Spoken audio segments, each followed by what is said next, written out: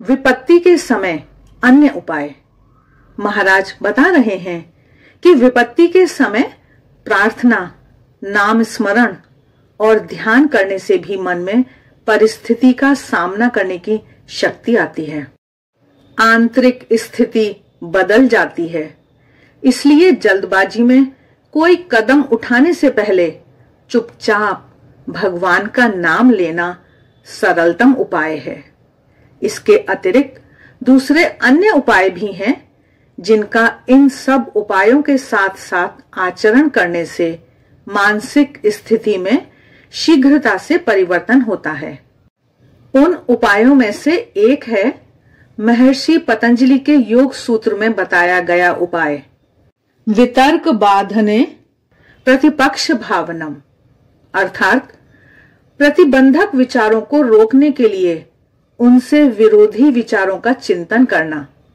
यदि आत्महत्या के विचार आ रहे हैं तो जीवन कितना सुंदर है, मूल्यवान है, प्रेम पूर्ण है आदि विचार करने से नकारात्मक विचारों का जोर कम हो जाता है। निराशा के विचारों को आशावान विचारों से, नकारात्मक विचारों को सकारात्मक विचारों से दूर कर सकते हैं। यदि नकारात्मक विचार पीछा नहीं छोड़ रहे हैं तो मन को उसकी रुचि की वस्तुओं में लगाओ। उसके लिए भजन संगीत या सुगम संगीत को एकाग्र होकर सुनो। हमारे संगीत के स्वरों में मन को शांत करने की अद्भुत शक्ति है। महाराज आगे बता रहे हैं कि इसके अतिरिक्त जिसका मन बहुत विषाद से भर गया हो और जिसे कहीं चैन नहीं मिल रहा हो, ऐसे व्यक्ति को आग्रह पूर्वक स्वादिष्ट वस्तु खिला देने से भी उसका मन शांत हो जाता है, आवेग कम हो जाता है। जब व्यक्ति भावनाओं के अतिरेक में डूबा हुआ हो तब वह मनोमय कोश में होता है और इस कोश में उसका मन आवेग में होने के कारण नियंत्रित नहीं होता है।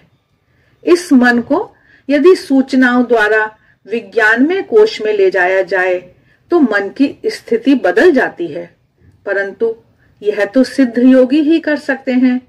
वैसे योगी पुरुषों को तो ऐसा प्रश्न उठता ही नहीं, परंतु सामान्य मनुष्यों के मन का स्तर नहीं बदल सकते हैं। इसलिए यदि भरपेट भोजन करवाया जाए तो उसकी चेतना अन्नमय कोश में आ जाती है और भाव का अतिरेक दूर हो जाने से फिर वह स्वस्थता से विचार कर सकता है। इस प्रकार इन मुख्य और गौण उपायों द्वारा विपत्ति की स्थिति में मन को स्वस्थ कर सकते हैं। लेकिन एक बार विपत्ति चली जाती है तो दोबारा नहीं आएगी, ऐसा जीवन में होता नहीं है। विपत्तियां, कठिनाइयां तो आती रहती हैं, परंतु मन की स्थिति ऐसी होनी चाहिए कि कैसी भी परिस्थिति आए लेकिन मन अशांत ना हो, मानसिक संतुलन ना खोए। ऐसी मन की स्थिति प्राप्त करने के लिए क्या करना चाहिए? महाराज बता रहे हैं कि किसी भी परिस्थिति में व्यक्ति को विधेयात्मक भाव अपनाना चाहिए। जब सब कुछ खो दिया हो तब भी कुछ तो बच ही गया होता है, तब उस बचे हुए के ऊपर ध्यान केंद्रित करने से विचलित नहीं होंगे। गिलास आधा खाली है इस तरह देखने के बदले गिलास आधा भरा हुआ है देखें, इतना ही दृष्टिकोण बदलना है। इससे मन को आगे बढ़ने की शक्ति और हिम्मत मिलती है। विपत्ति के समय व्यक्ति को स्वयं में आत्मश्रद्धा जागृत करनी चाहिए। प्रत्येक व्यक्ति के अंदर दिव्यता सुप्त रूप से होती है, उसे जागृत करना ही मनुष्य का ध्येय है। स्वामी विवेकानंद का यह वाक्य प्रत्येक विपत्ति से मनुष्य को उबार लेने की प्रचंड शक्ति रखता है। मानव के अंदर स्थित दिव्य शक्ति को जागृत करने के बाद कोई भी समस्या उसे परेशान नहीं कर सकती है। इसलिए मनुष्य को हमेशा याद रखना चाहिए कि उसमें स्वयं में महान शक्ति विद्यमान है। इस शक्ति से अनजान होने के कारण ही उसे परिस्थिति का सामना करने से डर लगता है। इस संदर्भ में स्वामी विवेकानंद सिंह के बच्चे की कहानी कहते हैं। एक सिंहनी जंगल में से गुजर रही थी। तभी वहां से भेड़ों का झुंड जा रहा था। सिंहनी ने रास्ता पार करने के लिए छलांग लगाई। तब उसके पेट का बच्चा गिर पड़ा। सिंहनी रास्ते के उस पार गिरी और मर गई। वह बच्चा भेड़ के झुंड में बड़ा होने लगा। वह भेड़ की तरह ही घास खाने लगा, भेड़ की जैसी ही आवाज करने लगा। एक दिन एक सिंह वहां से गुजर रहा था। उसने भेड़ों के झुंड में एक छोटे से सिंह के बच्चे को देखा जो भेड़ों की तरह बोल रहा था, तो उसे आश्चर्य हुआ। वह बच्चे के पास गया और कहा, तू सिंह है, फिर भी तू भेड़ की तरह बै बै क्यों करता है? तब उस सिंह शावक ने बै बै करते हुए कहा, मैं तो भेड़ हूं, सिंह नहीं।